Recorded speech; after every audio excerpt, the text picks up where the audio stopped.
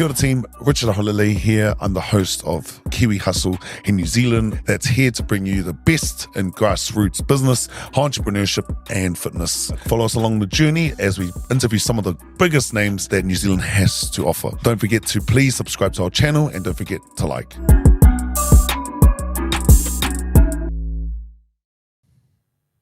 Kia ora team, Richie here from the Kiwi Hustle podcast. I'm here with one of, I suppose I could say right now, one of the biggest social media influencers in New Zealand, one of. He's got an inspiring story. He's on his own fitness journey at the moment.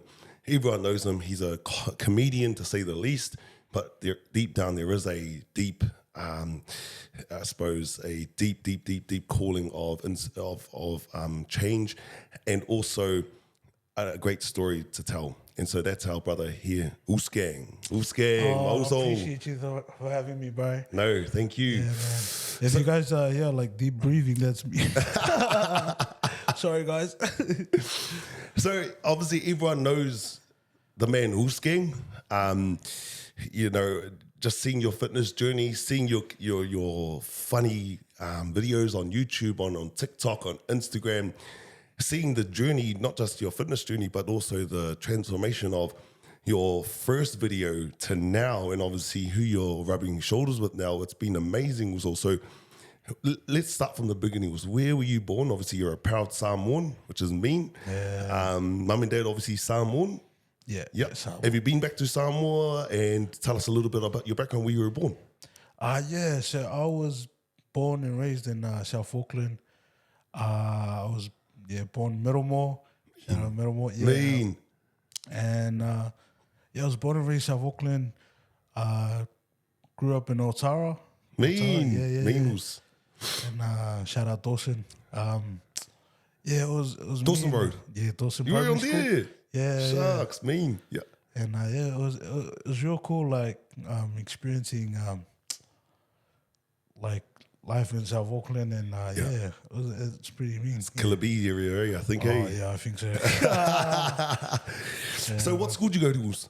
High school, I went out to college. Nice. AO. So I kept moving around. I was even in Oz for like a whole year.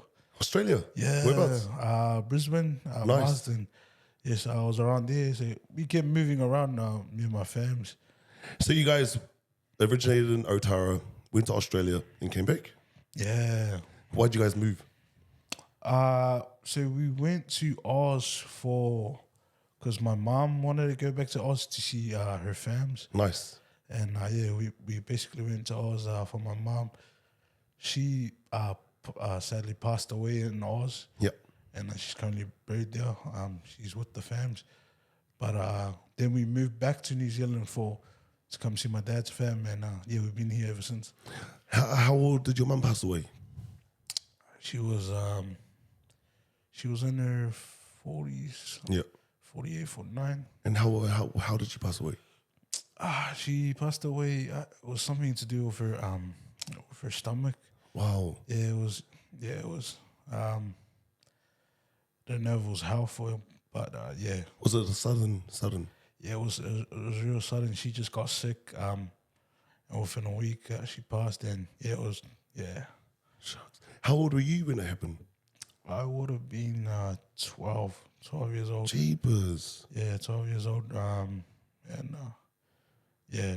important was your mum in your life? Oh, really important. She was actually on a weight loss journey herself before she passed, and she completed her goal of losing the weight. And there's a photo I still can't find, but she had a before and after, and she was a real inspiration.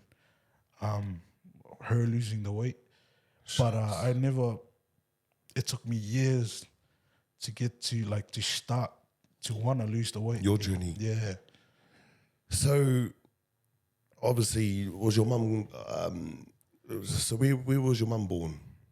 She was born and raised in Samoa. Samoa. Yeah. And what made her start her fitness journey? I would think health reasons. Yeah. And just for health reasons and I'm happy that she completed her goals. Man. But yeah, I'm definitely sad that she never got to live long enough to experience. How does someone 12 years old cope with the loss of their mum? How did you cope? I was sad. I was I was down, and it's one of those things. It's like it feels so fast. Like the funeral, that everything goes by so fast, and then a week later, it's not till everyone's gone, And then it settles in? and then that's when it hits. Like everyone comes, like your family and that. Yeah. How was your dad? Yeah, he was sad. He was going through it, and still hasn't remarried to this day. Yeah. So how were your siblings? How many siblings do you got? Also, how were they during that period? My siblings were young. They would have been 9 or 8. 9 and So you're the 8, oldest? Yeah, I'm the oldest. And yeah, they were going through it too. But yeah, luckily my dad raised us CSA. So was it hard to be the leader of the family, the one that's obviously the eldest, to then, you know, was there a chance for Uce Gang to mourn that period, or was there a time frame where you had to be the strong person for your family, for your mum, to keep everyone together? Yeah, it was. I think it was definitely hard to mourn because it also goes by so fast. Yeah. Like 1 week you're with her, and then just the next she's gone, and it just feels so like instant. Yeah. And you never really like get used to it. What was the news like? So was there obviously a diagnosis? So did she get rushed to hospital, or like was she in an ambulance when it happened? And then obviously was she in hospital during that week, and then all of a sudden you get the bad news, or how did it all unfold? So that I woke up one morning, and as a kid I just went downstairs, watched TV, and then my dad comes and he breaks the news to us that mom's just gone to the hospital. And at the time, I remember I was sad, and I was thinking to myself, she'll be okay, she'll be okay. Days we went to visit the hospital, and we had to wait outside, and then we went back home, and we get the call in the morning, early morning. The doctors call, and they want us to come to the hospital because she's not She's not right. well. She's not doing too well. We went early morning to go see my mom, and by the time we got there, she was they were doing like Emergency procedures. What's that? With the heart. Yeah, they were. Yeah, she was basically dying, and Shucks. yeah, and she died that day, and I never got to say goodbye, like a proper goodbye. Yeah, like I just seen her, she was okay, And then all of a sudden, she's gone, and yeah, that was a real sad time for me. Yeah, I was going through it. To listen to that story, Mosul, and to see you right now, you know, how influential you are with our people, does a lot of the motivation come from her? For yourself? Yeah, a lot of the motivation comes from my mom, and also just dealing with the mental health, and just trying to be better. Yeah. And feel better. Yeah. So it's like two things. Like it's my mom, and like also for myself. Yeah. So I can feel better about myself. So, what was her name? Nisi. As Nisi. Nisi. Nisi. Yeah. Well, I know she's probably in heaven, Mosul. Oh, so thank you, so. I know she's proud of you. Like Thank the you, fact that you've created such a massive following, Mosul, and you've got 600,000 followers on Instagram and I think 180,000 on YouTube. You must have a surplus of about 1 million followers minimum across all your, your platforms. Is that right? Yeah. Shucks. Thank you, brother. Yeah. So looking at obviously YouTube, Yeah. you were on YouTube for a bit, Mosul, and is that how it all started for you? Yeah, it would have been Facebook. Facebook. But I started Facebook 2014. So when I posted my content, I just posted it to family and friends. Yep. And I think seeing like my family and friends like laugh and react just made me want to do it more and more. So did you use comedy as a sense of mourning for your mum or to mask the pain? Do you think, or where did the comedian come out from Uce Gang? Where did that come from, the funny side of Uce Gang? I think the funny side or wanting to be funny, it came from, I would say, in drama class in school. Were you quite an Yeah, actor back at school? Yeah, I loved drama class because I just loved the improv games. Yeah. And I was a big fan of doing improv games and improv. And I just loved making people laugh. Nice. It was. What does it feel like to make people laugh for you, Mosul? What does it feel like? Like, do you get a high out of it? And Yeah, it's like I get a rush out of like just making someone laugh and making someone's day.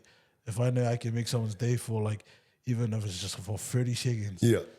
Yeah, I get happy. So yeah. I tell you what, was all your guys' most recent content that I've been watching.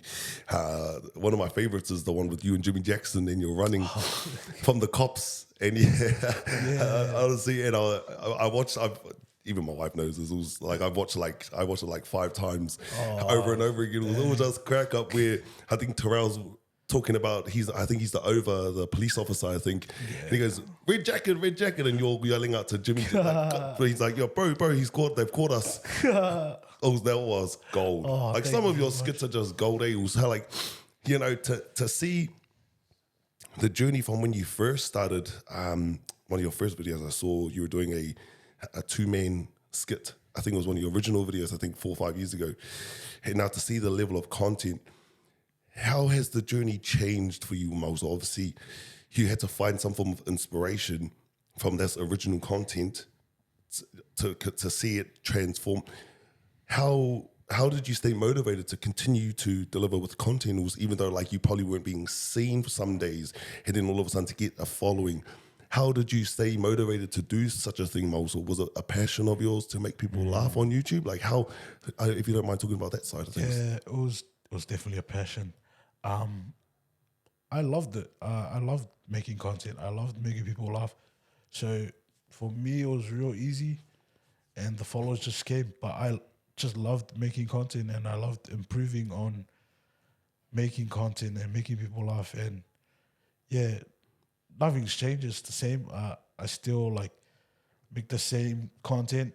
The camera's a bit better. Yeah. Before I was working with a trash quality, but it's the same process. It's just more people are now watching. So obviously, you had a little bit of a fitness journey. So when did you start doing YouTube, and when did you start your fitness journey, Mosul? So you obviously started your YouTube journey about 4 years ago.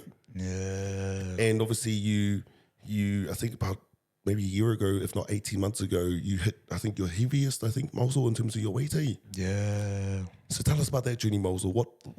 How did that start? So how did you start your YouTube journey? And then how did you let yourself go to a degree? How did that all interact with each other, Mosul?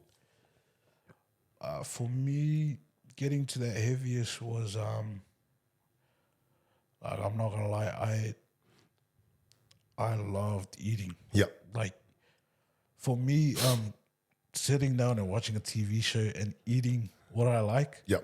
It's gold. it was like, that's all I need. Yeah. at that time. And How long ago? So you were you doing that type of behavior when you were doing your YouTube's content at the same time also, or were you in a different state of mind? Or so what have been early end of 2021, early 2022 that I started to like just stay at home and record my YouTube videos as skits, and I'll just do it in my room. And I'd record all my skits in my room by myself. I'd set up my camera and just record, and basically lived off the YouTube, just YouTube, and staying at home and then eating bad. Yeah, I think your most popular video is Payday for a Samoan. yeah, I think 1 million views. I think. yeah. So was that in that period of time that you're saying about 2021, 2022? Yeah, so Yep. that was that period of time where I was just like At home.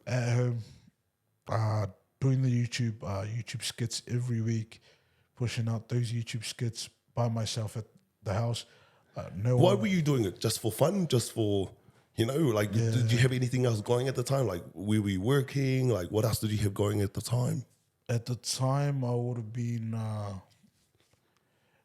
so I was off my job that time, and I was basically at home and just, Oh, was this during our lockdown period?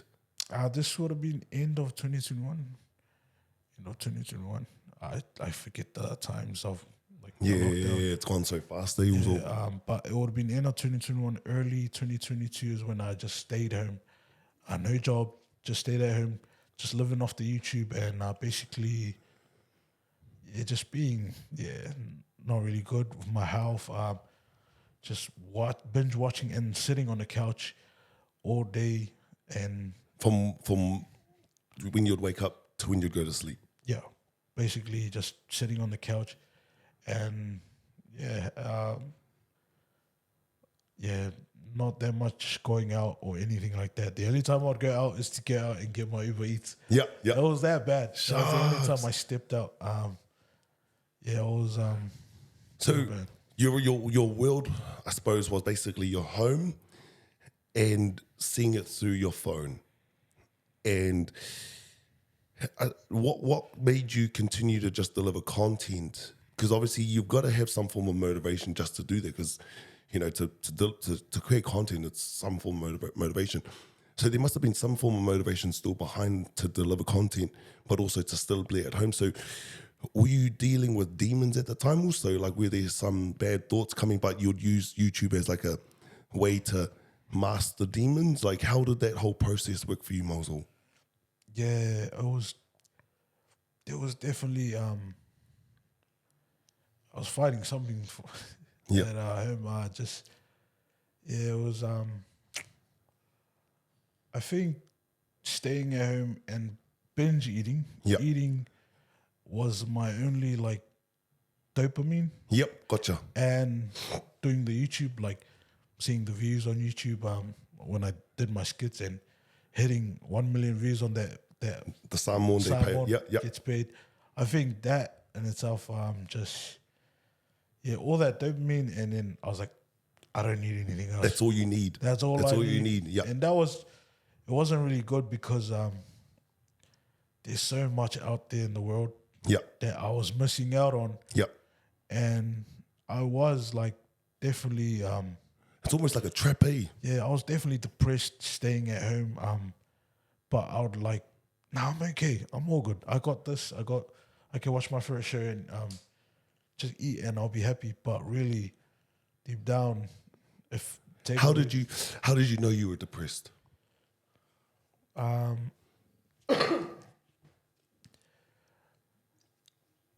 I would say I think dealing with depression, it definitely, I'd say, kicked in when I was by myself at home. Yeah. Was it when your mind was playing games on you? Yeah.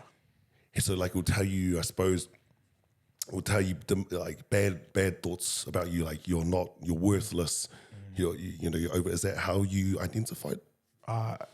Yeah, and also like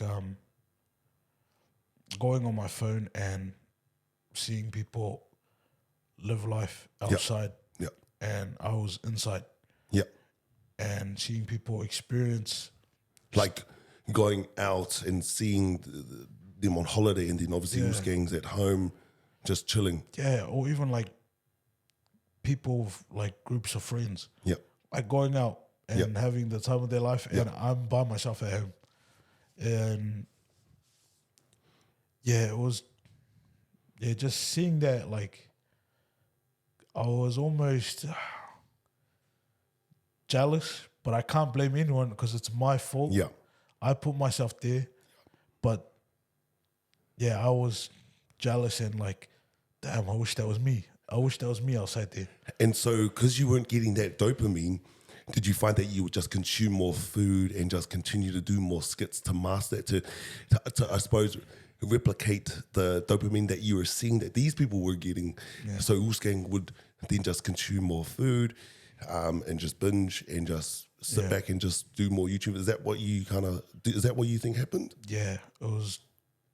I thought, they're living life outside, so I'ma just live life through a computer screen or TV. Yeah. And I thought, this is the same, and I'll just eat better, and I'll just use this as my dopamine, and not go outside, and which was really bad, and it was really bad. It did not help my weight. That's where my weight started to go. It just continue, and it got really bad with my weight. But I just continued that, like eating and watching TV, and I started noticing there was a bit of some health problems, and I needed the sleep apnea machine Oh wow! to sleep. Yeah.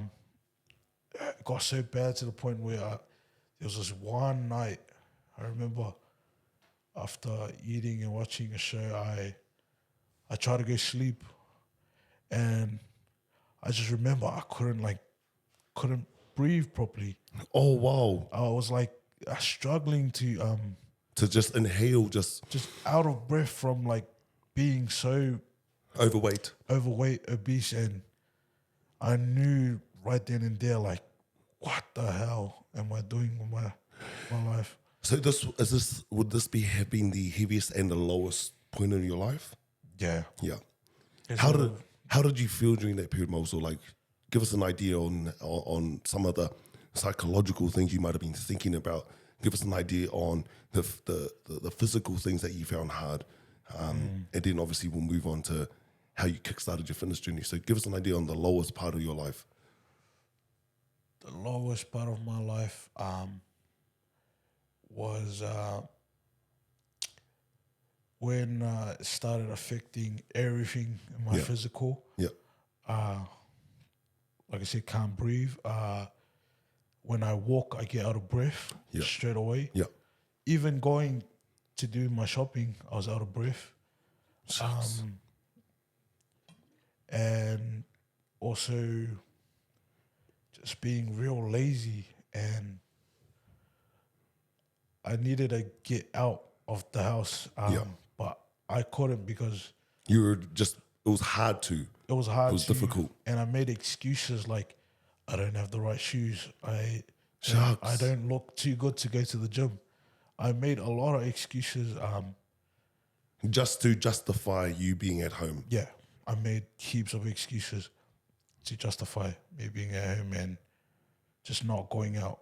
My shoes, I don't have proper shoes, training So then shoes. I won't go. Yeah, so that's a reason why I shouldn't go, or I don't look good to go to the gym, so I'm not going to go. But when really, like, the gym is for anyone Yeah. and everyone. So what was the heaviest you got to? I would say over 257 kgs, but like I think even higher, because I wasn't checking my weight. Yeah. Yeah. I wasn't really checking my weight.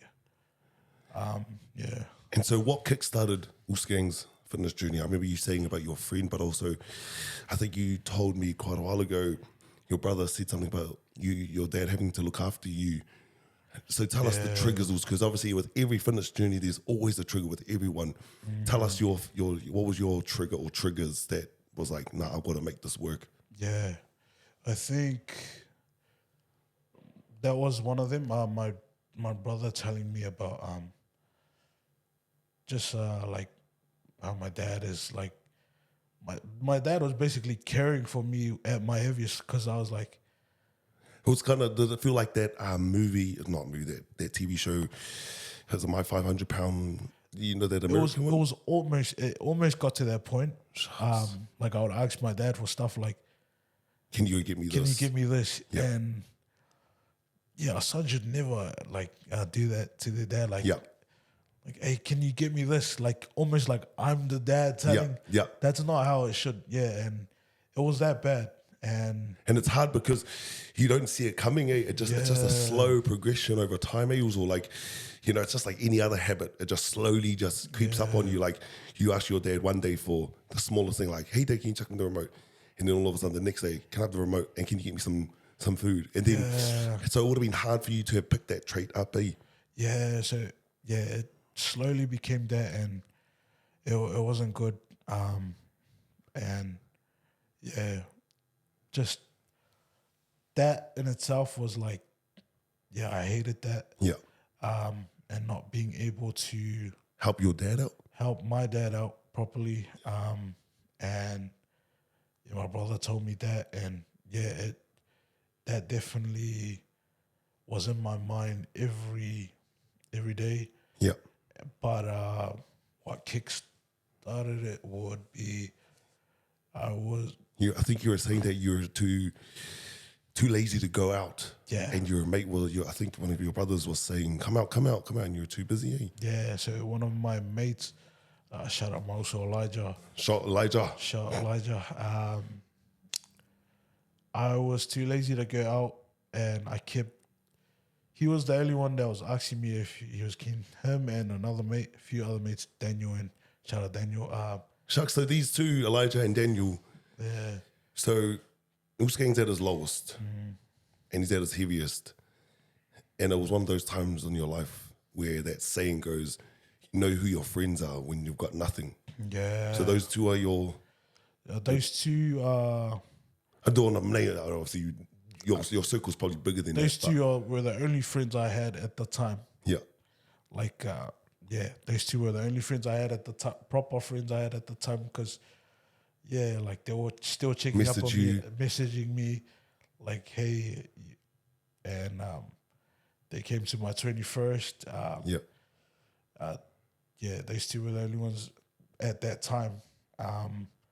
And yeah, I was going through it. I had nothing. I kept telling my mates, making excuses like, nah, I'm at work right now. So they'll be texting you, come on, let's go out let's go out for a jam, or let's go. Elijah was texting me, come on, let's go out for lunch. Yeah, let's go out for lunch. Let's catch up. And what would Uce Gang say to him? Uce Gang would say, hey, bro, I'm currently working, so I'm busy right now. Yeah. Making excuses, knowing damn well that You're not. I'm not. So what were you doing? Were you at home? I was at home, and I think it was more of, I was ashamed, like, to have him see me at this weight. So you hadn't seen Elijah for what, maybe 1 or 2 months? Is that? And then it would have been months before. Yeah, and this was at my heaviest, so he hasn't seen me at this for like 2 months. Yeah, and yeah, I was kind of like ashamed. I didn't want him to see me like this. Yeah, I want my best mate to see me, and he caught me while I was eating too. So what happened also? So obviously you'll be telling him, Elijah, nah, I can't come. What, did he just rock up to your home? Yeah, he came when I was by myself at home, and shucks, true. Knocked on the door, and he caught me. And what did you text beforehand? I'm at work. Yeah, I'm at work. And how did he know that you weren't at work? I still don't know how I think he just knew I was lying. Yeah. And he came and knocked on the door. It was real low, and I tried to even like hide, kind of like, but yeah, he kept knocking, and I opened the door, and I think from there we had like a real talk. So tell us about that, Uce. Yeah. So he comes up, and what does he say? So we talked about each other's problems. Like he Me. had his problems, Yeah. which I won't talk about. Yeah. But and I talked about my struggles, That's amazing, Uce. and we just like talk. Yeah, like he was going. So it was through like his it own was just stuff. basically just an open heart session, really. Eh? Yeah, it was just like an open heart session, and after he told me his problems, I opened up and I talked about mine, and I cried to him. True. I cried to him, and I Tell us about that. Like, what did he say to you for you to open up? What did you say to him in terms of your problems? What were those words, if you don't mind me asking? I remember the convo like it was us like talking about our struggles and Yeah. what we were going through. And what does like- Uce Gang tell Elijah? What were your struggles? We kind of were talking about like memories. We even like brought back like when we were kids, and then we are looking back now and like how hard life is right now. Yep, yep, And yep. we just remembered as kids we were having so much fun, and Yep. then looking now it's like damn, like life. It's hard. So what was hard for life for Uce Gang that you mentioned to Elijah at the time? Was it your weight? Was it your thoughts about yourself? Is that what you? Yeah, definitely that. My thoughts about myself. I was, which was all my fault, and I was basically obese and going through it, and just staying in the house is not good for the mental. Yeah.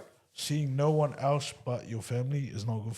Just basically sitting on the couch all day, doing nothing is just like not good Yeah. at all, and it just created like A bad cycle. bad cycle and a bad like mental in my head. And we just talked about everything, and I cried to him, and he What made Uce Gang cry? I think it was more of like Just admitting, just ownership. Yeah. just it's because like he was the only mate I had, Yeah. and I can see he means a lot to you, Mosul. yeah, What does he mean to you? What does someone like Elijah mean to you, Mosul? a real one. Yeah. Nah, that's right, Mosul. This is I never thought I'd cry. nah, this is good, Mosul. What does Elijah mean to Uce Gang?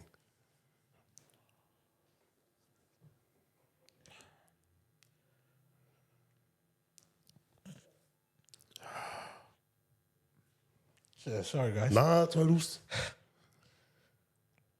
Nah, when I had no one. You had him. She was like your lifeline. Yeah. This is powerful, Mosul.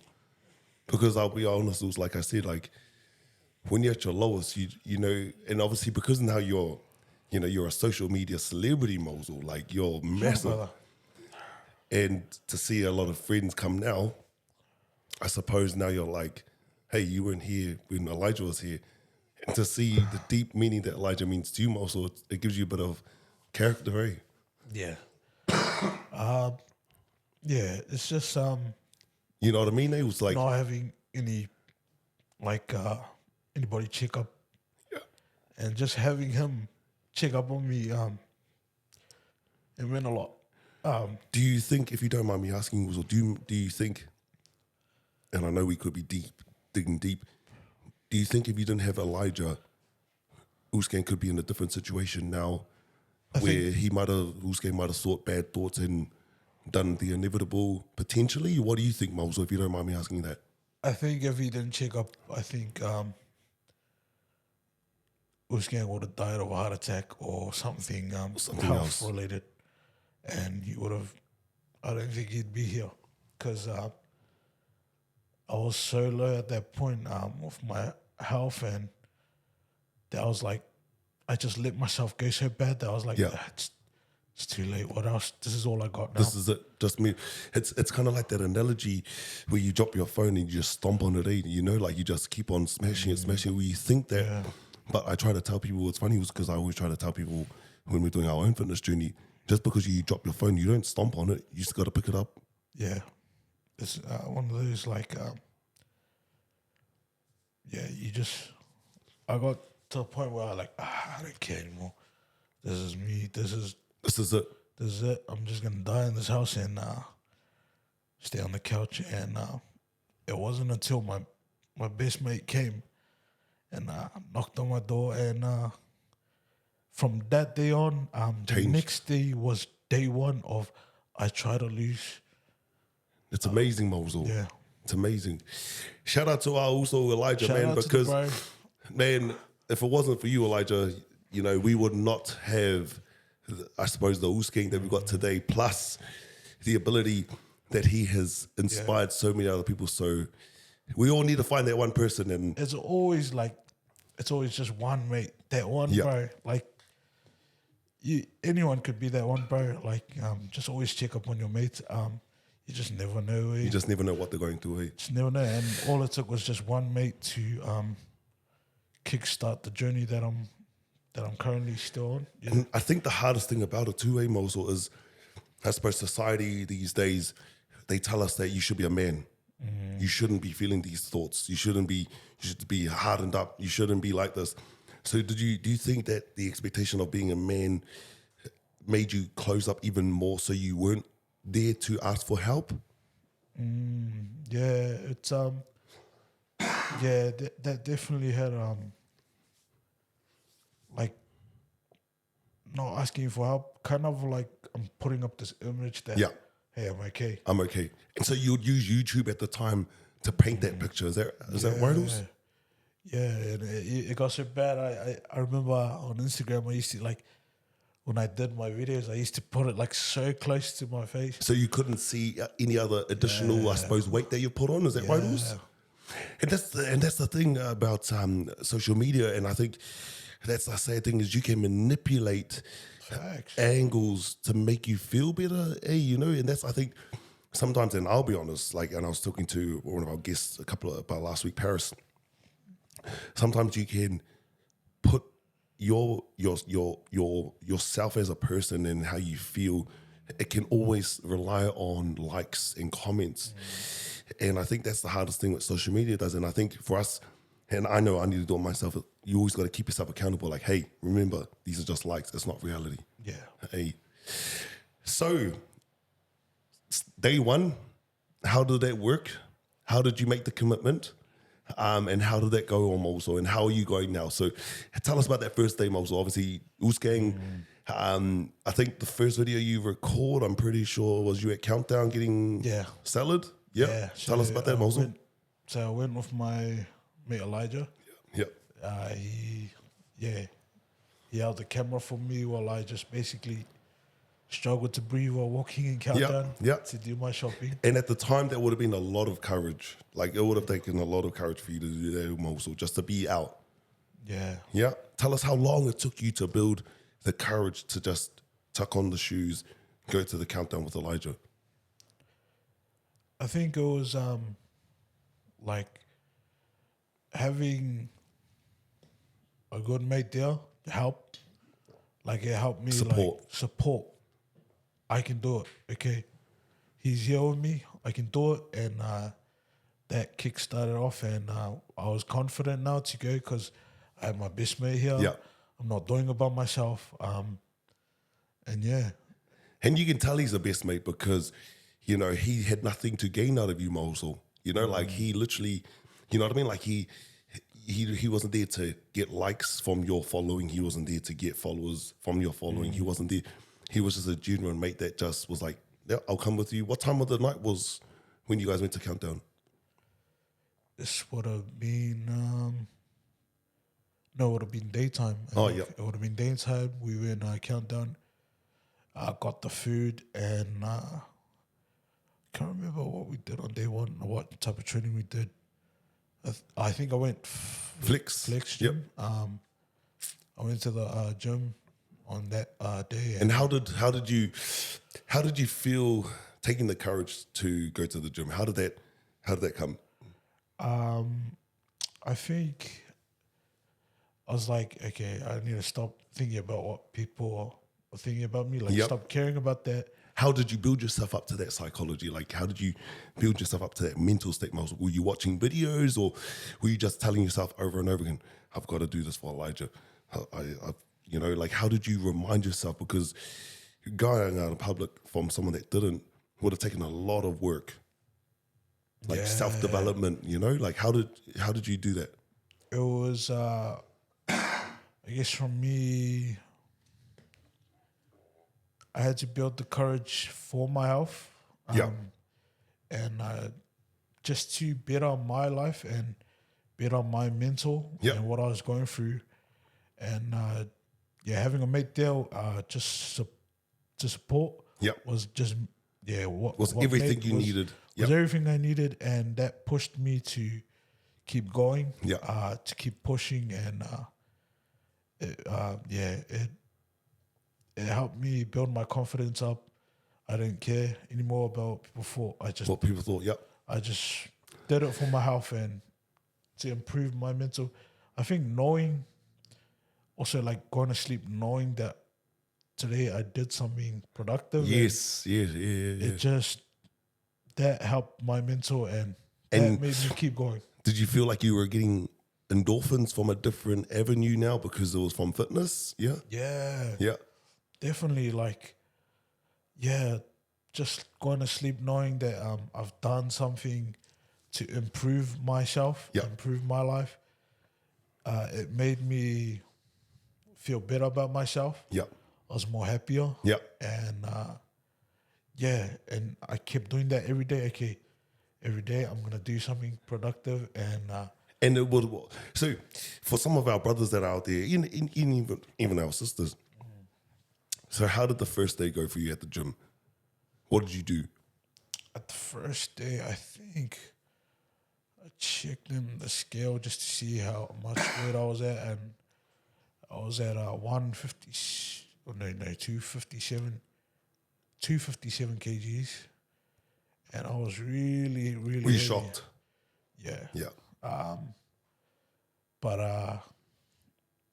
I think going to the gym and like just walking on the treadmill, Yep. I started with a walk. And how long did you walk for? I can't remember exactly how long I walked for, but I know I was sweating Yep. in the first like 2 minutes. It was a struggle. Yep. And I just remember like a lot. It was real hard, but I got through it, and then I kept doing it, and I noticed I was dropping the weight, Daily? like fast, and it just pushed me to keep going and keep going. I think seeing the weight drop every single Week? week, Yeah. just okay, I'm gonna keep going because Because you can see that there's something happening now. and just I'm gonna keep going and keep going. So, do you think that going and just making the bar low, you know what I mean? Like even just doing 5 minutes a day, did that help Uce Gang? Because I know a lot of our people that are watching our videos, they'll be like, oh, but I can't run. You don't have to run. Yeah, Like, you know what I mean? It was like, how did that, was it just a slow walk for you at the beginning? yeah. All it started was just a slow walk. Yeah. Going for a walk on a treadmill. And then you just slowly built your confidence. Slowly Yeah. built my confidence to Go into the weight area or? going, slowly. Like I think just training, going for walks, even going outside, getting to walk again outside was just awesome. Yeah. And just being outside, like comfortable, knowing that I'm improving on myself. Yeah. And just not caring what people thought anymore. I was Yeah. like, I'm doing this for me. I'm not doing this for other people. Yeah. I'm doing this for myself, and I'm gonna go and do it. And I love what you just said about not caring what people think, was because I think, you know, a lot of the time we can take on board people's opinions. But that's the thing, is like at the end of the day, they're just opinions. Because at the end of the day, you're your own captain of your own journey, your own ship. Yeah. And the thing is, everyone's going to tell you you should do this. Everyone's going to criticize you. But the main thing about it is just to stay true to yourself. Yeah.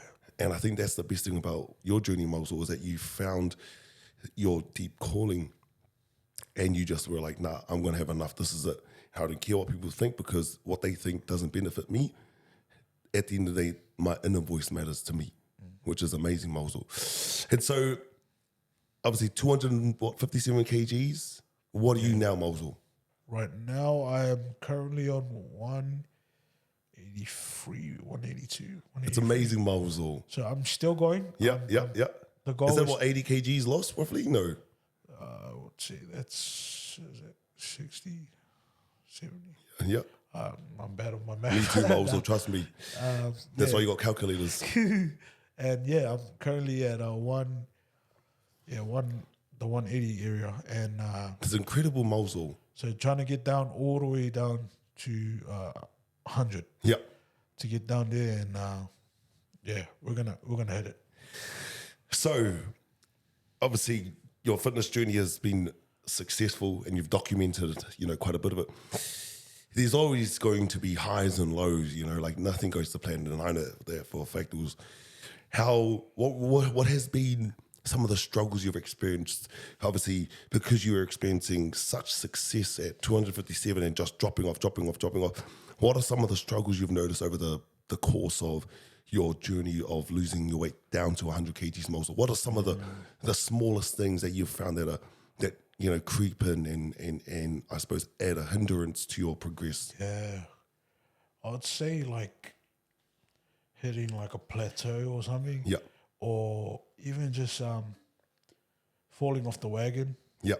But one thing that I can say is I always make sure to get back up. Don't let it stop me because I know how far I came. Yeah. And I can't just Stop. So if you fall off the wagon, or if you're like, you have a bad day and decide to go back to your old habits, just remember how far you came and get back on track. And yeah, that's beautiful. Because sometimes when we're on any journey, you can always get trapped in the now instead of thinking about where you've come from. Yeah. And the fact that you've highlighted that, Mosul, is powerful, because the thing is, we've just got to always understand that any journey, whether it's fitness, business, it's not a sprint. Yeah. It's a marathon. It's just constantly turning up. And the fact that you've highlighted that was really powerful, because, social media can highlight the highs. It's always like, I always say to people that social media is like the highlight reel of people's lives. So sometimes you can always be like, well, why don't I have that progress? Or why don't I look like this guy? So you're always constantly looking ahead instead of looking at where you've just come from. And so what are the other things that you've experienced? Obviously, falling off the bandwagon, which is, human, that's common. What are the other things that you've found difficult during the journey of getting down to 100 kgs? I think just trying to stick with these new habits. Yeah. And also just being consistent. Yeah. Because like consistency is key. Yeah, with nice. Everything. Nice. Like if I'm not consistent, then it's just doing this. Yeah. The weight is just doing that. Yeah. And when I first started the weeks, it was just like, because I was real consistent. Like I was experiencing something that I never experienced before. It was The weight loss, do you mean? the weight loss. Yeah. And just seeing it drop down. Yeah. So I was real consistent, and then, as weeks go by, you hit a plateau, and then It stops. it just stops, and then that can be a reason why you fall off, Yeah. and you make excuses, Yeah. and you decide to have a cheap meal. Yeah. The cheap meal turns into a Cheat week. day, cheat Yeah, week. yeah. So like it's things like that. Yeah. But I always pick myself back up. So right now I'm gonna make sure I get to the 100 kg Nice. mark. So I'm gonna get there. Whether it takes me a long time, I'm gonna get there. I Yeah. love it, Mosul. So looking at your journey now, obviously today, do you find it difficult because people love you, Uce Gang, as you are right now.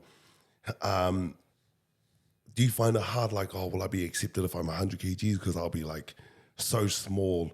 People love me for my, my physical and my the way I speak. Do you find that plays on your mind at all, or nah? You just like, nah, I don't care. I don't care that they're gonna have to accept me when I'm 100 kgs because I'm still gonna be funny. Yeah, Yeah, I don't. I don't really care about that, to be honest. I'd rather improve my health and improve my health, and because health is wealth. So yeah, so nice. as long as I'm mentally happy, then I'm good. Like, Mean. yeah. So, what are some of the things that you've experienced being a YouTube star? Like, obviously, you've got comments and, that type of side of things also. Like do you take note of the criticism or the negative comments? Do you take that on board? Like, people must, what it's like. Also, I've seen it on our social media platforms. How do you deal with it? I try and ignore it. Yeah. I don't even read all comments. Nice. Like, I'll only read like the first 3 comments. Yeah. And then I'll dip. So dip meaning you just leave it. I'll just leave. Yeah. I'm not gonna keep looking, because if I keep looking, just one bad comment could ruin Your day. Yeah, it's Nice. like you could get like 10 nice comments, and then just one comment Yeah. could just make you have like a bad mood. Yeah. Yeah. Yeah, I don't want to have that. Don't want to see negativity. Nice. So I just rather like see the first 3 comments, because they're always The positive. best ones. Yeah. And and then I just leave. So I ignored basically anything. These comments, if there were any, yes. So what's the life like as a social media influencer, Mosel? So how is it, if there's an aspiring person out there, brother, out there that wants to or is still trying to pursue the social media influencer game, give us some advice on how they can, I suppose, build that following like what you've got right now, Mosel. I think being consistent with posting, and making sure that you find it funny, whatever your content is. If it's comedy, that you find if you find it funny, just post it, and make sure that you love what you're posting, and and just having people there that you can show them this. You reckon this is funny? And who do you ask? Shout out the Uce. That's shout out Orion. Oh yeah. I show him all my content that I do now. I show him and I get his opinion. What do you think? Yeah. And I take his opinion. And is he the type of person that knows something is going to be a hit? Oh yeah. Yeah. He's helped with my content. My recent content, big time, and he's definitely. I take his opinion. Yeah. And his opinion matters on all my content. So So do you mean like in terms of your YouTube, Instagram, TikTok? Yeah. Yeah. Basically all my content, and he kind of gives his opinion and just manages the content and helps me Do more? do more. Nice. So, and we basically sit down and come up with more content, and That's crazy. And we have meetings and just create content and to elevate the platform and To make it better. To make it better, because you can always Do better. Do better, and having him on board has definitely helped and elevated my content, and we're still gonna keep improving and keep going. Who's one of the biggest influences that you've done work with? And who's the most creative? I remember Terrell when he came here and he did that funny skit with the plate. Yeah. You know, and I think I've seen one of you guys' videos where it's in reverse, and I think you're asking for like a burger or something into a car, Oh, yeah. and he plays it forward, and it's got you asking for the handout, not him. Yeah. Who's one of the biggest influences that's helped you locally, and like you just think is just crazy, like his ideas are just crazy, or her? Definitely. Definitely Terrell's up there. He's helped with just seeing how he works. Yeah, Makes me want to work even harder. And Yeah. the way he comes up with his content is it's just awesome. And seeing his process of how to make content, and then we just been kind of like creating content together, and Yeah. like bouncing off ideas, and whose idea was it to do the words don't match? the music video doesn't match. Because that was a gold one, man. Those are gold. Yeah, Was that him? it was. It would have been because shout out to Love Live Serve. So I seen a YouTube video, and Oh, you saw her do it, or Love Live. It's this group of skit makers Yeah. and content creators on YouTube. They did it on YouTube, and I thought it would be just a crack up idea if we tried it on TikTok. yeah.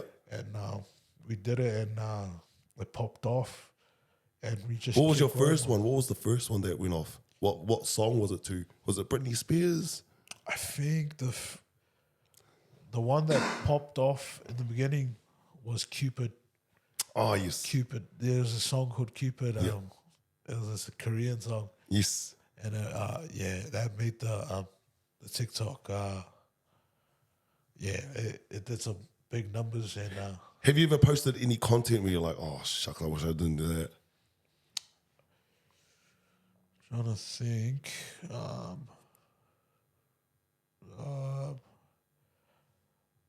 Not that I can remember, but I always make sure that if I do post some content, that it's all like Quality. it's quality, or I find it funny. Yeah.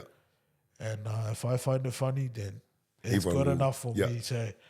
I'll just post it, and yeah. How many hours do you allocate a day for content? For someone that's watching this that wants to, be an influencer, how many hours do you, allocate for that? Yeah. So for my content, it's I not only focus on making content on TikTok, and I also try to make content on YouTube, Yeah. and just to make sure, and kind of do both contents like YouTube videos and TikTok, like skits and all that other content on social media. So I try to do both. And how long does that take a day or so? I would say that takes It must be long. hours. Yeah, it just few Like hours. must be like nearly a full-time Yeah, job. because you're meeting up with people, shooting. Yeah. But even before that, you're thinking of Planning. ideas and planning. Do you write it down? Yeah. So I write down on my notes. I sit down with the Uce, and we basically just go through. Where do you get inspiration from? Do you look at American videos, trending videos? Yeah, Yeah. definitely. Like just going on Instagram and looking at reels, and just getting inspiration from other people. And it's crazy because you don't even know it, but people could get inspiration off of like your content. Yeah. Like the craziest one I've seen was Anwar. He shouted me out on one of his videos. Okay, yeah. And he put like inspiration behind, and then I put my name there. And it was one of the skits where like what your mom sees when you're fixing the TV. Yeah. And he did that concept, but made it even better. True. And it was like crazy because this guy, How many followers does he have? he has millions. Millions, yeah. So yeah, him doing that skit, like, oh damn, he seen my video Yeah. and did it. So yeah, that was real mean. Just seeing that, and I get inspiration from watching other people's content and like, oh damn, that was crack up. Yeah, and yeah. then I try and like think of something Better. funny, just to create like content. Just Do you ever watch your old stuff and be like, shucks, what was I thinking? oh, definitely all the time. I'll look at my Which one? there's a few like old skits back then when I was just doing this like real close to my face, and some of those skits are like, it was just me at the house and bored, so I'd just do like stupid stuff and just like say cringy stuff and just almost be like just cringe, and like looking back at it now, but back then I thought it was funny, and but just looking back now, it's like, damn, that was dry. Dry, but now it's Dry. Sucks. So what's your training like at the moment also? So looking at today, what's your training like now? Like, how are you doing your training with your work of content? So how does a day today look like for Uce Gang now? A day to day would be so I trained in the morning at the gym. Like I'll do cardio in the morning and do cardio in the morning, and then after that cardio training, and then recover in the sauna, and then ice plunge, and then after recovery I'll go and shoot content. Right after that. And so what time is that roughly? Around 9 o'clock, 10 o'clock? yeah, so like gymming for me would be around 11, 10. Yep. So 11 or 11, and then shooting would probably be around midday or 1. Until? And then, till 2, and then I'll go home and edit. Gotta go home and edit, and then I go train again at night, but this time I'm doing weights at night. Yeah. So I do cardio in the morning, weights at night, and then I'll go back home and get back in the editing room while editing the next YouTube video or skit. Yeah. What's some words of wisdom for anyone that's watching this right now also to, if there's a brother out there or a sister out there that's struggling mentally, what would be some words of wisdom to get from where you once were at 257 kgs to where you are now? What would be some words of wisdom that you would encourage them to give them some inspiration? Give up. Nah, jokes. I'm kidding. You can do it. It's easy. It's not easy. It's definitely hard. But you can do it. Yeah. And also to check up on your mate. Nice. Just to make sure that you check up on, because you never know, because they could be happy inside, but deep down they're going through it. So just check up on your mates, and if you're going through it, I would say just talk to someone. Yeah. Talk to anyone. Yeah. Open up. Just open up to someone you know that you feel like you're close to. Yeah. Or even just a friend or someone. Yeah. There's someone out there. Yeah. Just open up to them and talk, and that's what I would say. Yeah. That's mean. Well, that's our podcast with our brother here, Uce Gang. We hope you enjoyed it. His inspiring story is something to treasure, especially here in New Zealand. The fact that someone so inspirational has come from such a dark place to be such an inspiration right now is so amazing, also. And I thank you for coming on our platform, and obviously to also Elijah, for someone like him to have reached out to you. He's changed your life, and now you've helped change many. And I just want to say thank you for coming on board, also. So don't forget, team, like and subscribe to our page. And it was a pleasure having our brother Uce Gang on our platform. Cheers. Thank you, man. Thank you, Mozo. Thank you. Thank you for having me, guys.